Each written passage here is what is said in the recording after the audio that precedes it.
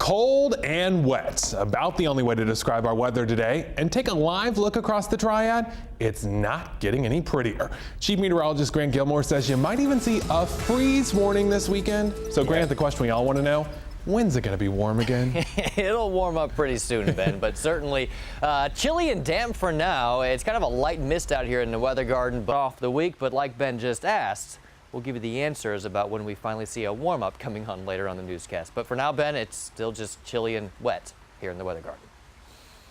I'm praying you say soon. You can get the latest weather updates and stats right at your fingertips. Just download our News 2 app. It's free in the App Store. A friend, a brother, an advocate for justice. Today, hundreds celebrated the life of Daryl Hunt. We will not live in fear.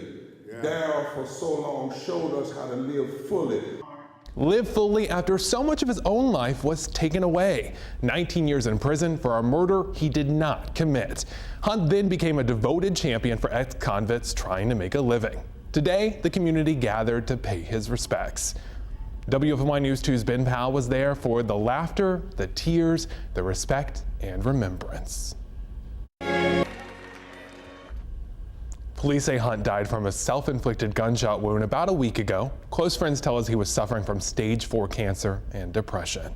Now you can find more stories about Hunt's life and his fight for justice on our website, WFMYnews2.com. Tonight we're also remembering a brave, strong young woman. 1 year ago today, Melisha Day lost her battle with breast cancer. WFMY News 2 first introduced her in 2011. She was diagnosed with stage 4 cancer at just 24 years old. But she lived life to the fullest and married the love of her life. Today, her family tells us that she never stopped fighting to help others find a cure with her charity, Team Alicia's Ribbons. I think it's very, for not receiving anything. The next fundraiser will be on November 4th, which is her wedding anniversary. Some good news. Hundreds of animals adopted in one day after being rescued from horrible living conditions. A weekend effort to find homes for rescued animals ended early. So many people came out, all 700 dogs and cats had new families by this afternoon. The animals come from an unlicensed shelter in Holt County. Its owners were charged with animal cruelty and possession of a controlled substance. New tonight, North Carolina's junior senator explains to the nation why his party won't hold hearings on the president's Supreme Court pick. Tom Tillis delivered the weekly Republican address. He says it's about the principle, not the person the president nominated. Tillis feels it's his job for the party to give the voice to the people in this process. Now, he didn't explain exactly how Republicans are doing that by stalling the confirmation, but Tillis added that Republicans still hope to work with Democrats on other issues. Senate Republicans, Tillis ended by saying that the American people want and deserve bipartisan work in Washington. Voters in 3 states will head to the polls on Tuesday, and that means the Republicans and the Democrats were out campaigning in the West today. Meanwhile, protesters from Arizona to Manhattan organized against Donald Trump. Brooke Silva Braga has more. Arizona's primary is the largest winner-take-all contest left for the GOP. A South Carolina officer is credited with saving a baby girl's life Monday night. Officer Taylor Hudson, a former East Carolina football player, was called to an apartment where a baby girl was unresponsive, even possibly going into cardiac arrest. So Hudson gave CPR until EMS crews showed up. Now, Hudson was a first-team all-conference offensive lineman for the Pirates from 2010 to 13. He joined the force in January of last year. Fans say there was a lot of heroics on the basketball court tonight also. Patrick Wright's on top of all the highlights as half of the Big Four hit the floor. Oh yeah, what an exciting day, Ben. UNC and Duke are still alive. Coming up in sports.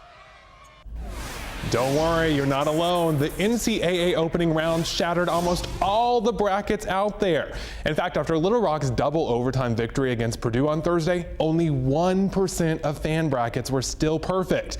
Then Friday came along, bringing a firestorm of excitement with nothing more exhilarating than a 15-seed Middle Tennessee beating a 2-seed Michigan State. Around 5 o'clock yesterday, CBS Sports tweeted that there are officially 0 perfect brackets remaining in their pool. That wasn't the only tweet, though, about busted brackets. Lynn tweeted, "March Madness has been pretty upsetting so far, and I don't know how to feel about it." Tommy tweets, "There's no way someone still has a perfect bracket. Hashtag bracket busted." But you can always count on a little optimism. Omar tweets, "So far, my Sweet 16 looks intact, even with Michigan State losing in the first round." Good for you, Omar. Grant Gilmore also says he's not that good at building brackets either. But you know what, Grant? No. You do rock at predicting this cold front we're having. So, Grant, it's time to hold you to it. That's right, Ben. Yeah, certainly much colder. Risky online hookups might be leading to a record amount of syphilis cases. Wake County health officials say there's a notable rise in the number of patients with syphilis. Many of those suffering say they met their partners online or through a phone app. Now, new statistics show the syphilis rate in Wake County is at a 15-year high. The county's public health division shows more than 200 people diagnosed in early 2015. And what's even more concerning, many patients diagnosed with syphilis also have HIV. Wake's County program plans to provide more testing and outreach for the community.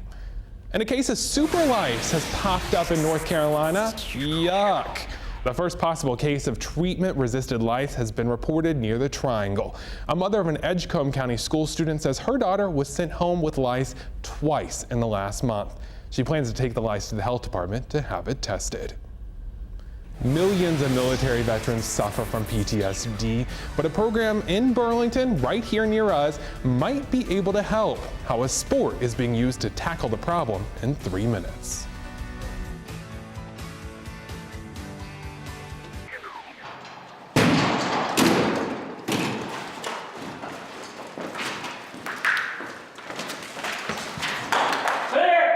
This might look like a military drill, but it's actually therapeutic. A group of local military veterans are hoping it will help with an increasing problem, PTSD. Realistic gear and scenarios, minus the realistic danger, helps vets work through the trauma. This weekend, there's a series of these airsoft games in Burlington. Well, Now, there haven't been scientific studies about this yet, but the local vets swear that it helps. And talk about patriotic. Right now, all eyebrows across the country are glued to the internet, waiting for a second bald eagle to hatch. This is the Eagle Cam in DC. Last year, eagles named Mr. President and First Lady chose to nest in a tree at the U.S. National Arboretum. Now, First Lady laid 2 eggs in February. Egg 1 hatched Thursday morning. Now we're waiting on the second to arrive. That's expected to happen this weekend. And social media went to the birds with this, using the hashtag #DCEagleCam. And whether you're watching the Eagle Cam or March Madness, let's face it, it was a perfect day to stay inside. And it looks like more of the same weather tomorrow. Say it isn't so, Grant. I think so, Ben, for sure. We're going to be working with kind of more of the same, scattered showers, chilly temperatures, but some storms, though, on Friday. And Wednesday. We just had to make it to Wednesday. Just Wednesday. It's not that far. We can do it. Thanks for watching.